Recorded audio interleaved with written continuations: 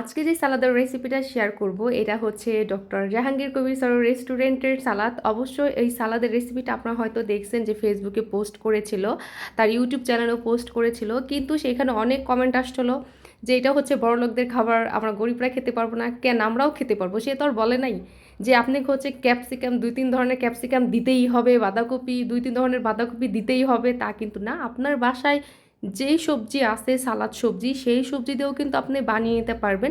এমনকি তার life style follow করে আমি কিন্তু 2 মাসে 20 কেজি ওজন কমিয়েছি। আমার ফলোয়াররা যারা আছে তারা কিন্তু অবশ্যই জানে।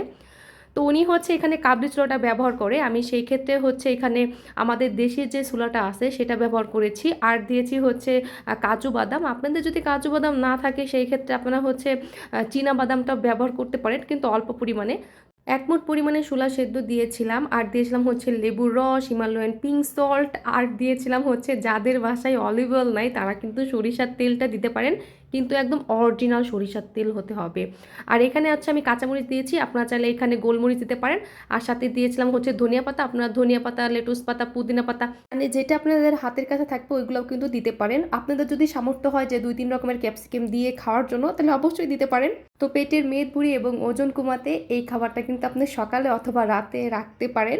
আর যদি টেস্টের কথা বলি, এটা খেতে খুবই খুবই খুবই মজার। অবশ্যই বাসায় একবার হলে ট্রাই করবেন।